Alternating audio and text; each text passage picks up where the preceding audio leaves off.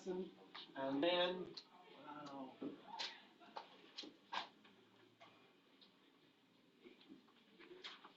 And we'll see if we can watch the girls play some more volleyball. Graphs of relations and functions. We already know if a function is a function or not if there's an x value that has two y values. Okay? So we learned that this, oh, I'll use numbers. This example, if you had this point and that point, that would make it not a function because that x value of 5 has two y values. Now, if you draw a graph of those 2 points,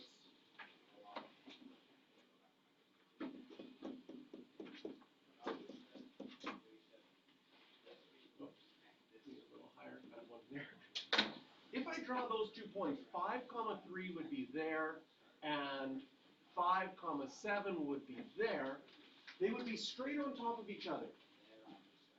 You could draw a vertical line and touch them both. And so with graphs, we have another way of testing if something is a function or not. And it's called the vertical line test. If you draw a vertical line, slowly, there we go, there's a vertical line. If I draw that vertical line and I move it across my graph and I hit 2 points at the same time, that means there is an x value that has 2 different y values, which makes it not a function. So before, this might have been hard to tell from these graphs which ones are functions or not, but now we can tell it's not a function because that value of x has more than one y value. So I take my vertical line down to here. Function. This first one, you're right. I'm going to just extend it to make it long enough. Here's my vertical line going across. Does it ever hit 2 points? Yeah. No. So this one is function. What about the circle? Not a function. I go across here. There would be 2 points. If you label them, like this could be at 1, 4, and down here would be 1, -3. Your x value has 2 different y values. But that's what the vertical line does. It does it really quick for you. What about the last one? Slide it across.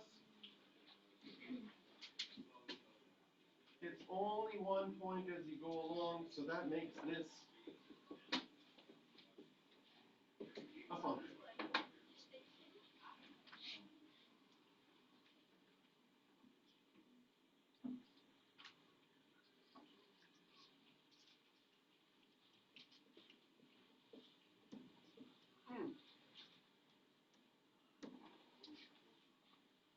Okay, again, I'm going to make my vertical line here.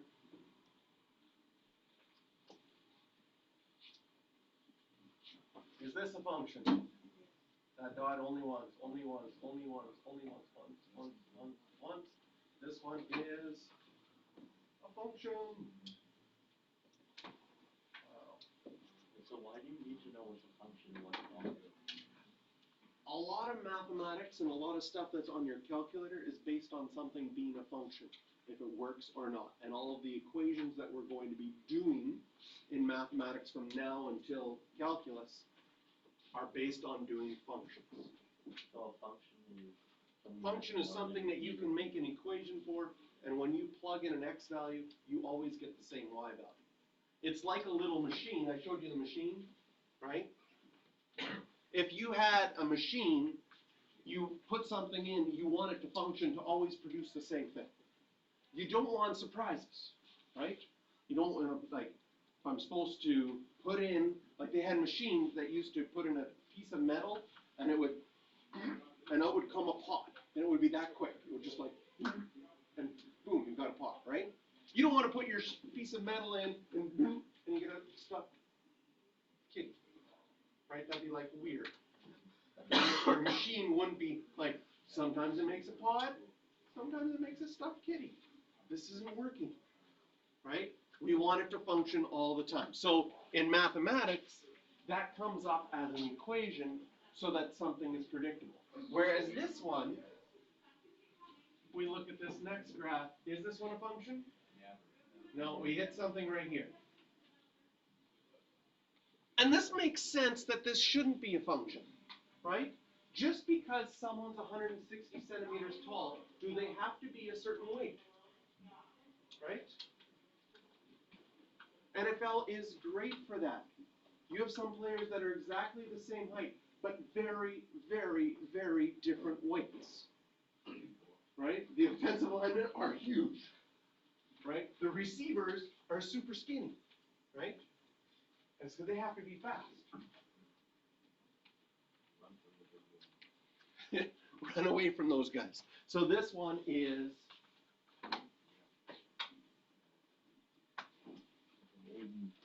I think that's the job.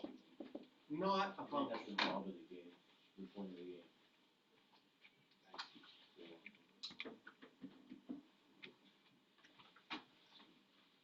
Height and shoe size. So identify the dependent and the independent.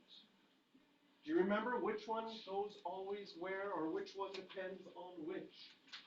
Well, sometimes you get a situation where you could actually flip these. You could actually, you might say, oh, I'll put height here and shoe size there. And it might make sense to change them around. But if it's given this way, whatever is along your x, that's always your independent. So our independent, in this case, is our shoe size. And what, based on shoe size, could you predict somebody's height? Right? If you saw a pair of shoes and they were this big, right? Would you expect a teacher at this school? Probably not. If they were only like 3, you would probably expect a little kid. Maybe.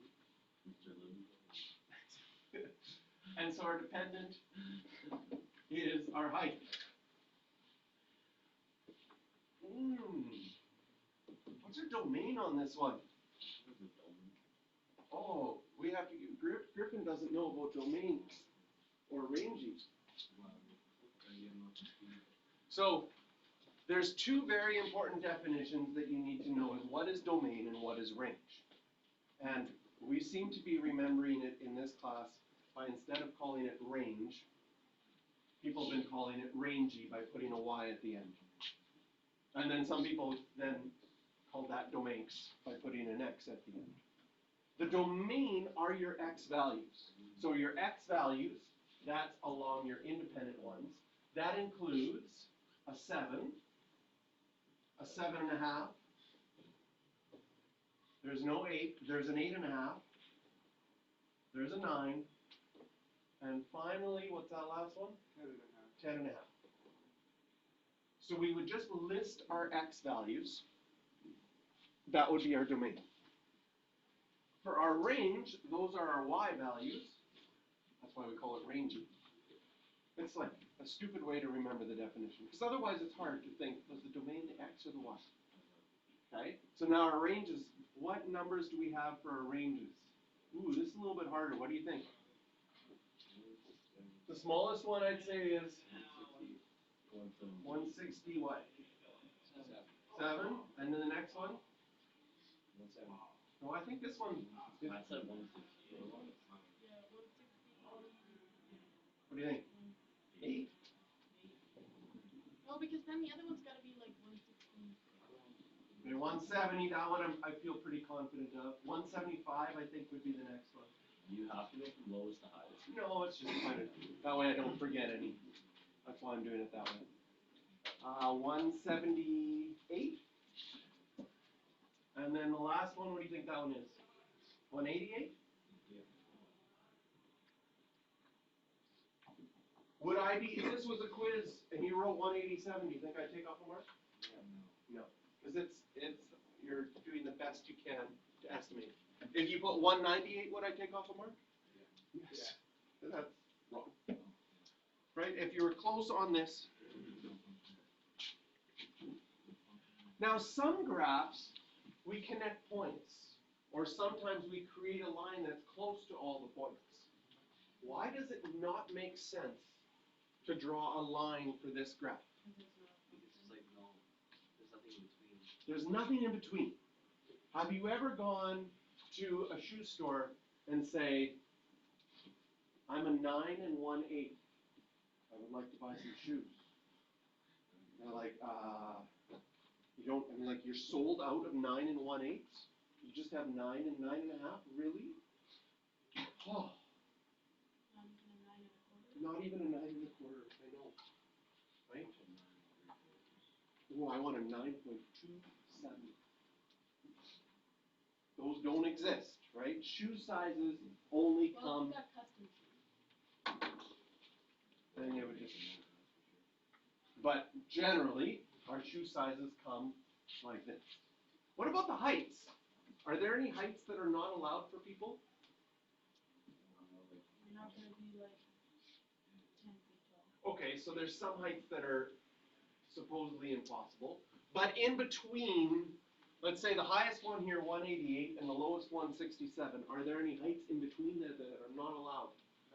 No. You could, it'd be crazy if heights were like shoe sizes, okay, you would be like 160 centimeters, and then you'd just start to shape, and then all of a sudden you jump up perfectly instantaneously to 161. No, that doesn't exist. You can hit every single millimeter of height in between as you grow.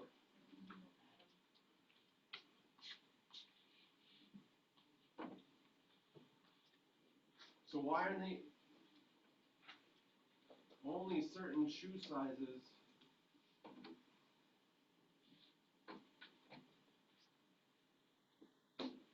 are allowed?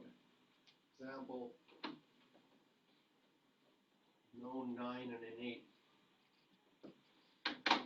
Can't buy that as a shoe size. Oh, that could be, you could maybe hit a niche market. You come out with a new pair of fancy Nike shoes that are just slightly bigger than normal sizes. So you can buy no 9s, but a 9 and an 8. You can't buy a 9 and a half, but you could buy a 9 and 5/8. You might get people like, I might go crazy, right? Oh, if I'm not here on Monday, I've signed a deal with Nike, just so you know. The 9 and 8. Or maybe go with quarters, right? Maybe make a Hogwarts 9 3/4 shoe, Nike version, right? Advertise, it lets you walk through walls. And then just imagine the TikTok videos that would advertise that as people buy them and try.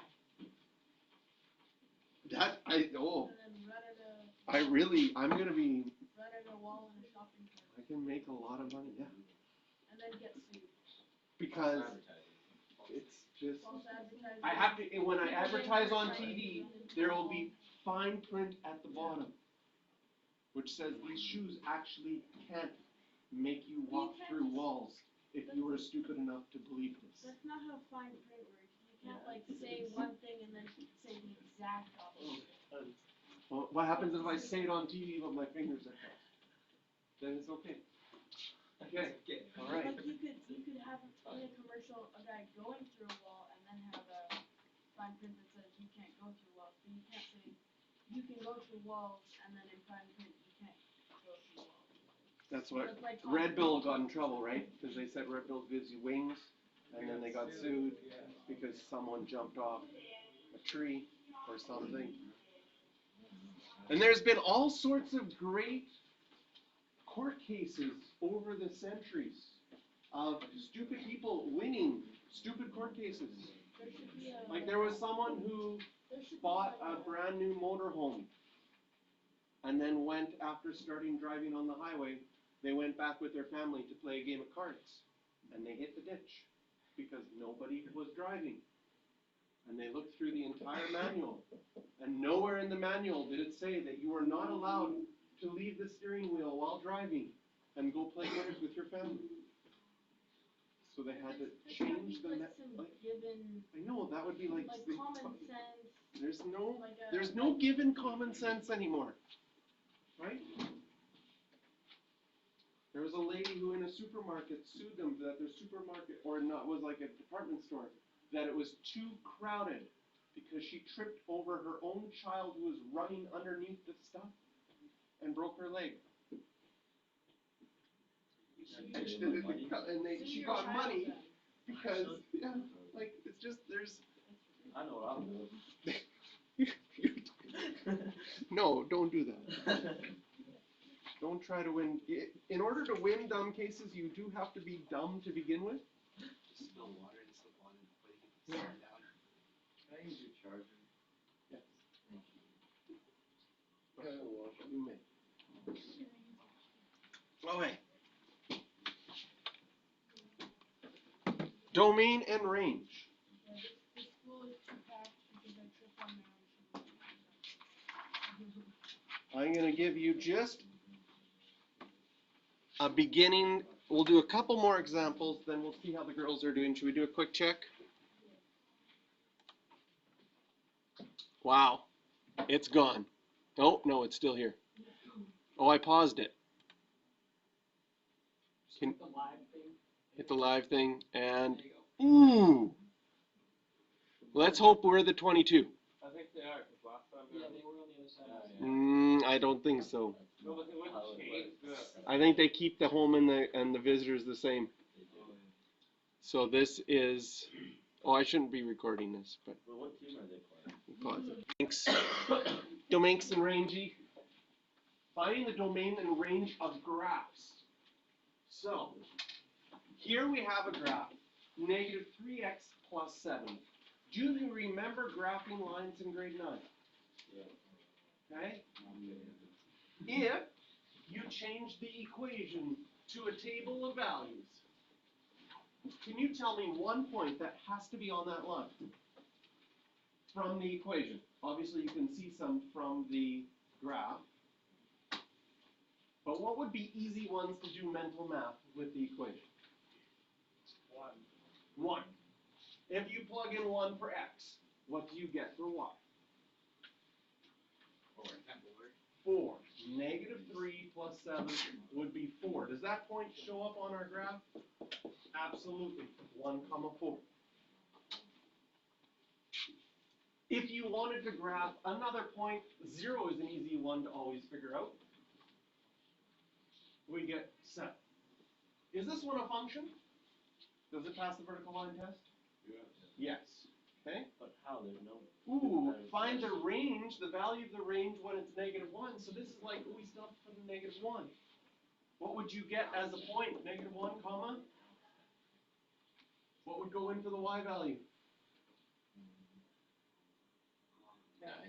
Positive 10. Does that show up on my graph? There it is. Negative 1, 10.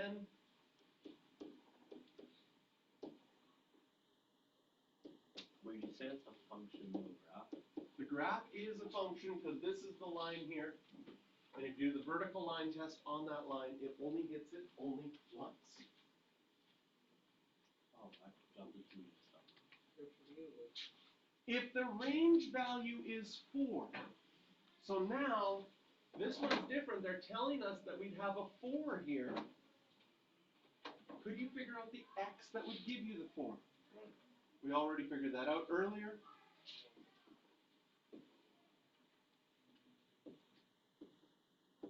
Now, we already figured it out. If you wanted to do it in algebra, that would mean you would plug in a 4 for the f of x, which is the function notation for the y value, and you would have to solve for the x.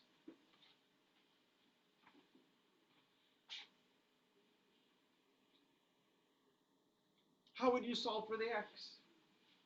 Think of your algebra skills from grade 9. How do you solve for x? We want to get that by itself. We have to put together like terms. Do we have any like terms in this one? Yes. The 7 and the 4, but they're on opposite sides of the equation. If you wanted to put them together, they'd have to be on the same side. So I would subtract 7 on this side and subtract 7 on this side. So when it says, when the range has a value, of course, that's like The y value. Yeah. Whenever it says a range, that's a y value. Whenever it says a domain value, that would be an x value. And that's like the fx. Yeah, and f of x is function notation for the y value.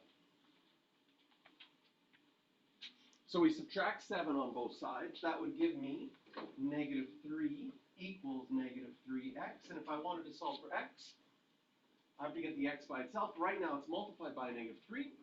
In algebra, what do? Divide, the opposite. Divide this side by -3, this side by -3. Then we would get just x, and -3 divided by -3 is 1. So that's how we could find that value algebraically. You can also find that value on the graph, because we labeled that point. That's probably even easier in this case. Okay?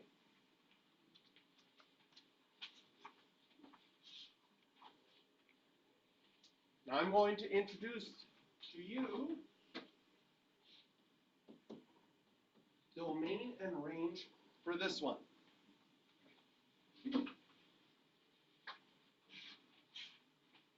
What are our x values?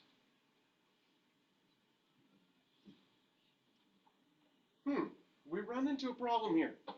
Because if we just started labeling points, we could say, oh, it's 1, it includes 0, it includes -1. But do you see that it includes a half too? And a quarter? And 0.125? And 0.177638821? And if you started including every single number, that's going to take forever to write. I have an assignment for you. Please write out the domain for. No, that would take forever. So we, as mathematicians, we need to come up with a way to say every single number is allowed. And the way that we write that is in 2 different forms. And you get to choose which form you want to write. The most common form is called the set notation for this. And we would say x. We make this E that kind of looks like a C with a line. And that E means x belongs to all the real numbers. Every single real number exists. Square root of 2, yep, it's okay. It can go in there. Fractions, every fraction, every decimal, every whole number, integer, everything is included. So we write that as XER, every single real number. And there's also a type of notation called interval notation. So I'll write a little or in between here because you could write it in set notation. In interval notation, you start with your smallest value and go to your biggest value. But since everything is included, we say let's start from -infinity and go to positive infinity. If you went from -infinity to positive infinity, included every number in between, wouldn't that have everything? So that's another way of saying everything. For the range, does it go down forever and up forever? So for the range, because it's rangy, we would say y can be any real number, or you could have written -infinity to infinity.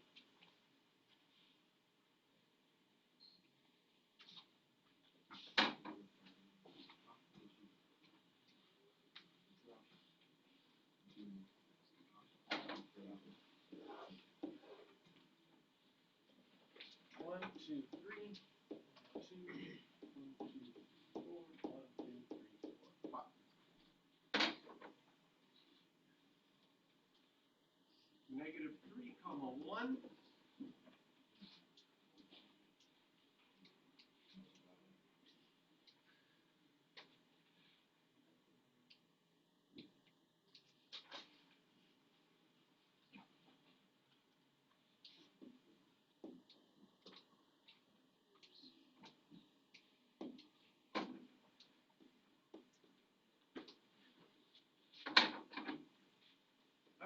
adding a domain and range question, because that's gonna be what we're gonna do as our next hand-in assignment.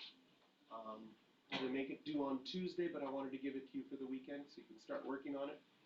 What would the domain and range of this one be? Again, since there's a line connecting them, you can't just list them. Sometimes we can just list them, that's what we've been doing up till now. But now everything is included in between here. So again, I'm gonna just write these down.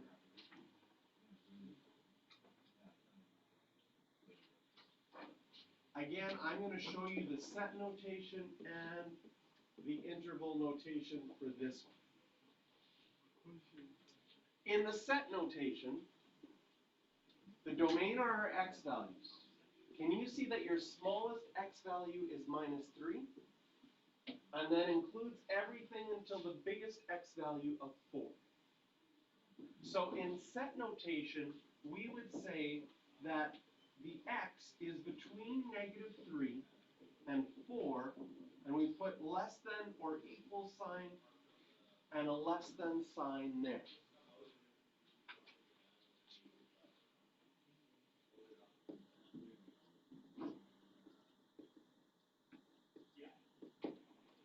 An open circle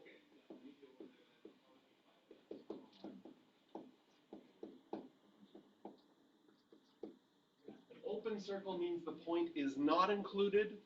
A closed circle means the point is included. So when we say the x values go from -3, x, if we read this, x is bigger than -3 but less than 4.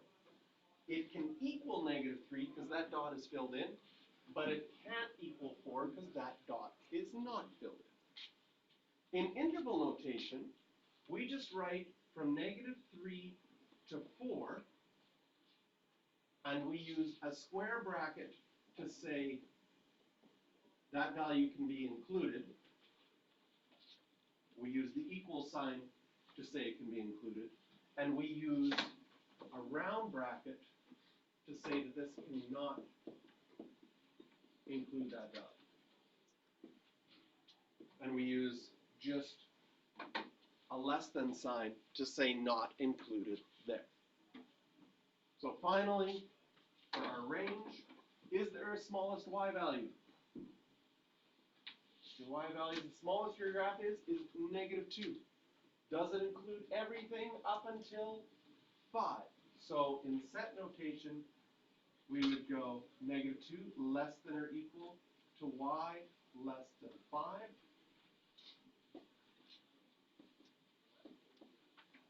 In interval notation, we would write it that way.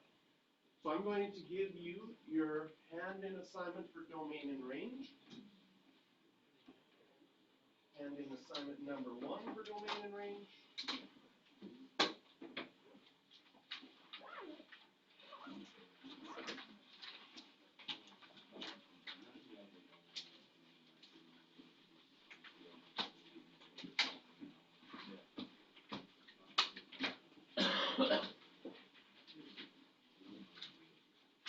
Alright, I'm just estimating, so when it gets to the end of the road, tell me if you got too many or not enough.